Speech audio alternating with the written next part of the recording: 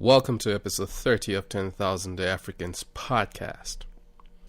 This is your host, JD Tarpe.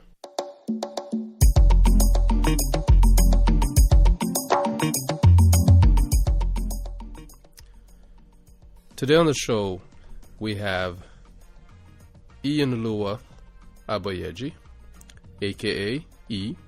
He is the founder and CEO of Flutterwave, which is a payment system that is changing the way business is done in Nigeria and on the continent.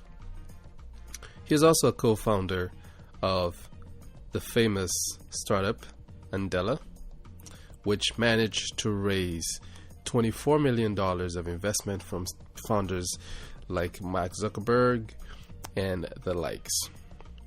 They managed to raise another $10 million with Flutterwave, and they've really been transforming the way banks operate and the way transactions happen on the continent. So this gentleman has been making waves of change in Africa, and it's reflected in this interview. So I'm very excited about it. Today we're doing something different. We're doing something new. For this week's podcast, we're splitting it into two parts, and this is part 2 of the episode. So thank you again for tuning in to the second part of the episode with Iyinoluwa Aboyeji, aka E, founder and CEO of Flutterwave. Now, talking about Flutterwave, man, you guys have been doing great stuff. You hit not recently hit over $1 billion in transactions. What I wanted to know is understand what Flutterwave is in the simplest terms for the masses. What does Flutterwave do? What is Flutterwave? So Flutterwave is essentially we're a payment technology company, first of all. Right? So what that means is we innovate on technology, infrastructure, and tools for payments, for executing a payment either to or from a customer. However, we're a payment company with a particular focus on Africa. So that means making it easier for Africans to be able to execute a payment anywhere in the world or within the country. And what we've built our tools around is how do we securely and seamlessly support banks, especially, as well as entrepreneurs, right? Yeah. To be able to seamlessly and securely process payments, right? Now, for them to be able to do so, it goes beyond training them per se. You almost have to kind of innovate the tooling, right, that they use.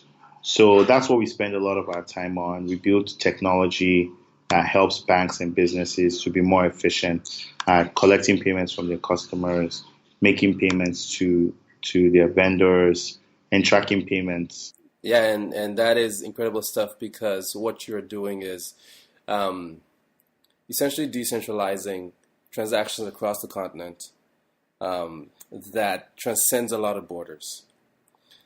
Yes. Yeah, which is something that I think people have always known was needed, but nobody sort of had gone ahead and created something for that. So great stuff on doing that. Thank you. So I think this is very obvious, but how has your work through the years added value to the continent, in your words? My work is typically taking a ridiculous idea that a lot of people have tried in some previous form or have dismissed, and making it seem possible for anyone to do, right? That's mainly what I've done, and I think so. For me, I think the value of the work that we've done is really just build out companies that have kind of changed the ecosystem in their own way. So when we built out Andela, engineers weren't getting the respect they deserved for being able to leverage software to build technology that was useful for everyone. And we knew there was this global engineering shortage where lots of Silicon Valley firms are willing to pay, 100, 120K. And so we started out by,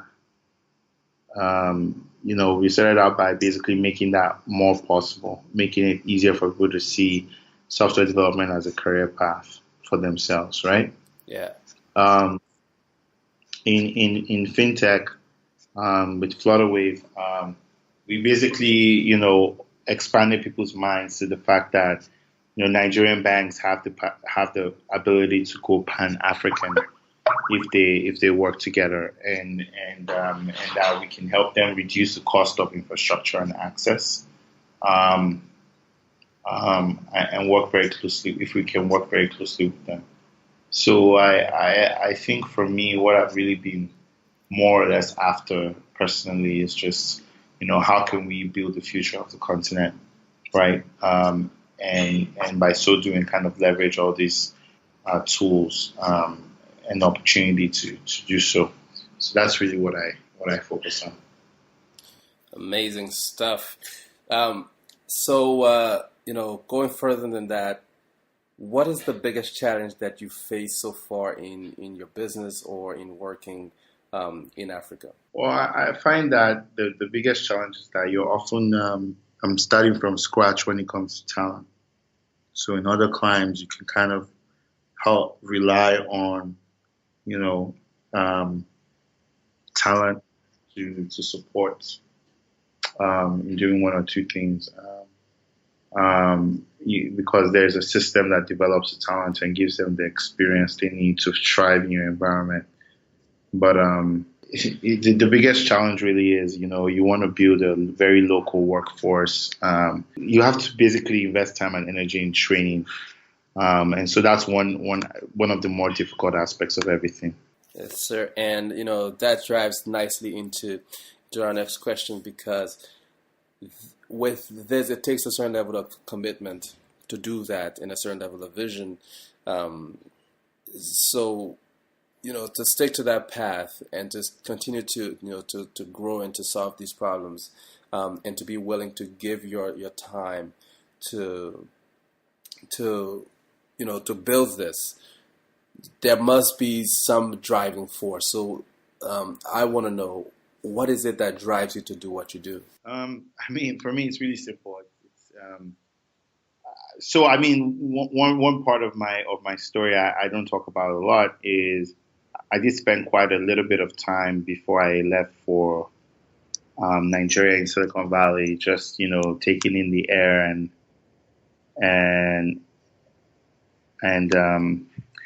just taking in the air and understanding what the technology world was like, and something that really impacted me, honestly, in my experience, was just how dismissive folks were in the Valley back in 2010, 2011, about Africa. Like, people were super dismissive. Like, what's there? Why bother? Why this? Why that? And, there's all the fluffy stuff, right? But like, when it boils down to brass tacks, you know what I mean? Like, I really think that a lot of what I do is like a big FU to those folks, right? I love that. Respect, right? A lot of people just, they're ignorant about Africa. They don't understand the potential. And for me, executing to fulfill that potential is just so key. It's key. And I think that's part of what drives me every day, the dismissiveness about African opportunity, the fact that we could be doing a lot better. There's so much potential, and that hasn't been realized. I want that. I love that. So, what is growing that and expanding knowledge to the folks out there. What is that one advice that you will give to young Africans, whether on the continent or in the diaspora, who are looking to add value to the continent like yourself? I used to think I knew what the answer to that question was. And the variant of like come home, do stuff. I don't know. I think it's basically living your truth, right? What is happening in the world is that a lot of people are counting Africa out, right? Yeah. For good reasons, for bad reasons. I mean, my friend always jokes. He says that he has a PE friend who manages billions of dollars, and he'll tell him, and when he goes on and on about Africa and Africa has opportunity and blah blah blah, he'll tell him, "What's the opportunity cost of investing in Africa?" Right? um, and I mean, basically, the joke is nothing. There's no opportunity cost, which I'm sure you understand. Economy kind of like it's an insult shrouded in a joke, right? Yep. And then you hear what Trump says about African countries, and you have to understand that this is the prevailing thought in the global community about Africa. And so I used to think the answer was, why don't we all just come home and develop? But like in the world we live in today, you can't develop outside of a global community, right? Like you can't be North Korea. You know what I mean? Exactly. So, it boils down to who's going to represent us in the global community beyond words. You know what I mean? Beyond words. Who's going to be the one who vouches for us? I mean, I see what the Indians do when it comes to betting on their country, when it comes to betting on their people. I see what they do. They're not always the most qualified opportunity at the moment, but they find a way to make a case for it. And it's not purely patriotic. It's just self-preservation, right? And I think that increasingly Africans need to get that way too, right? We got to be more willing to stick out our neck and say, this is what the risk to take in Africa. And if you think I'm talented, I'm not an exception. There's a lot more people where I'm coming from. There needs to be folks who will say, let's take a bet and launch a business in Africa. There's tremendous potential there, and speak to the potential with facts and examples and figures, right? Yeah. Not just a big pitch. So that's what I think diaspora can do. Yes, sir, man. And you are living the example of that. And I hope that everybody listening can take something from your story, and apply it to their lives. So our final question, but before we get to that, man, a lot of people want to connect with you. A lot of people want to follow you. So how can people find you on the internet? How can people connect with you? Best way will still be LinkedIn. LinkedIn. Will be LinkedIn. Okay. Yeah, but I want to set expectations. I do get a lot of inbound, so I may not get to you on time. But here's what I want to tell you. If you want to start a business, go ahead and do the next logical thing, right? I think I should have an autoresponder that says these things. But yeah, anyway, a lot of people want to start a business. Just go and do the next logical thing. You don't need anybody's permission or advice or gatekeeper. Like those things slow you down. People's permission is useless. I can't do anything for you that you don't already know how to do for yourself. I can't. Yes. I'm sorry. I only do one company at a time, so I can't be your co-founder. So there you go. For advice, if you do send me a question, I may get to it and I will answer. I try my best to do that. Yeah. And maybe I think those are the three major kind of inbound inquiries I get. But all the same, like feel free to reach out. I used to be very active on Twitter. Every now and again, I probably will come back and converse, but it's tougher. LinkedIn helps. I can respond. I may not always respond, but it's what it is. But LinkedIn is kind of like my choice platform now. Yes, sir. So we are almost at the end, and there's our big question. So, if you had 10,000 Africans at your disposal with expertise in every field, what would you do? I have a crazy answer. I love crazy answers. I'll build a new city. I'll just buy a state and just build a new city from scratch. I love that, by the way, but I want you to expand on it. So one of the things that has been kind of a pillar of my entrepreneurial journey is the understanding that everything starts small, but everybody kind of gets that. But more importantly, everything starts by example, right? So,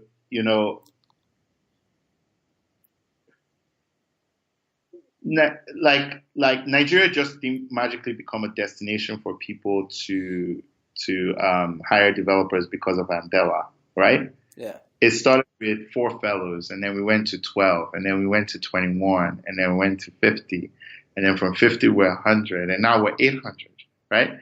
Like, oftentimes Africans spend a lot of time trying to fix broken stuff, and one of my favorite people, one of my favorite people, he's a Black author. And he used to see something like it is easier to build strong children than to repair broken men, right? Yeah. So I feel that way about a lot of things, right? I remember his name now, Frederick Douglass, right? Yeah. I feel that way about a lot of things. I'm like, the amount of time and energy we spend talking about how we want to transform Lagos, like if we just took that time and energy, bought the same number of acres of land, and just built a new city that was a model for how things should work, we would first of all prove to the world that we could do it, and second of all, we would probably succeed much faster at it because we would be thinking from first principles, and we'll have a lot of new ideas. But accommodating the old while trying to build the new is really the definition of a millstone on your neck, right? So if I had 10,000 Africans at my disposal, I'll just be like, sure, let's go start a new city. Boom. Right? I love that. Okay, here we are at the end. But before I let you go, I have a few rapid fire questions. So yeah, it's just fun stuff. Here we go. What is your favorite Nigerian dish? It's probably something with banga soup. Banga soup. Outside of Nigeria, what is your favorite African country? I really like Senegal's history, even though I've never been. Last but not least, what is your favorite book, or what is the most impactful book you've read? You're not going to like this, but it's called High Output Management. High Output Management. Ian, it's been amazing having you on. I've been looking forward to this for a long time. So thank you so much for being on the podcast. And I know your words and your story is going to impact a lot of lives and a lot of people. So thank you so much for coming on. I appreciate you.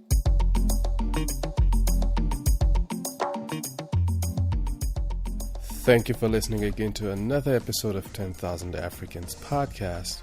And if you have any questions or if you want to reach out to me at 10,000africans@gmail.com. That is TEN1000africans@gmail.com.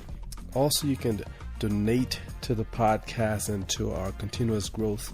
Go to 10,000africans.com/donate to leave your donations, send me recommendations, whatever.